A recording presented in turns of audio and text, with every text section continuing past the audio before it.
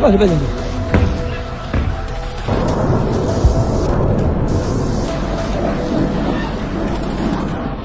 পর এক শক্তিশালী মিসাইল হামলা করে যুক্তরাষ্ট্র ও ইসরায়েলের রাতের ঘুম হারাম করে দিচ্ছে ইরান। প্রতিটি রাতেই ইরানের বিপ্লবী গার্ড বাহিনী ইসরায়েলে মিসাইল হামলা চালাচ্ছে। এবার একসাথে আরব আমিরাত, কুয়েত এবং বাহরাইন এই 3 দেশের মার্কিন ঘাঁটিতে হামলা চালিয়েছে ইরান। আর এই হামলার পর দিশেহারা হয়ে পড়েছে মার্কিন সৈন্যরা। এসব মার্কিন ঘাঁটিতে হামলার পাশাপাশি ইসরায়েলের দিকে 30টি শক্তিশালী ব্যালিস্টিক ক্ষেপণাস্ত্র নিক্ষেপ করেছে ইরান। আর এগুলোর ওজন সবগুলো 1 টনের উপরে বলে জানিয়েছে ইরানের IRGC। এই হামলার পর ইসরায়েলের গুরুত্বপূর্ণ এয়ারস্পেস ব্যবস্থা সম্পূর্ণ ধ্বংস হয়ে গেছে। রাতের এমন হামলায় আতঙ্কে ঘর ছেড়ে পালাচ্ছে ইসরায়েলিরা। ইরান এখন শুধু ইসরায়েলেই হামলা করছে না, তারা 3 দেশের মার্কিন সেনাদের উপরেও ব্যাপক হামলা চালিয়েছে। মধ্যপ্রাচ্যের দেশগুলোতে থাকা মার্কিন ঘাঁটিকে নিশানা করে এই হামলা চালাচ্ছে তেহরান।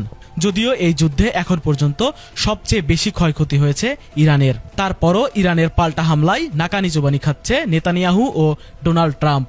এই যুদ্ধে ইরানকে যুদ্ধবিরতির প্রস্তাব দিলে ট্রাম্পকে কঠিন শর্ত দিয়ে কঠোর হুঁশিয়ারি দিয়েছেন মুস্তফা খামেনি। আর এরপর থেকেই শক্তিশালী মিসাইল ছুড়ে ইসরায়েল ও মার্কিন সেনাদের রাতের ঘুম হারাম করে দিচ্ছে ইরানের বিপ্লবী বাহিনী।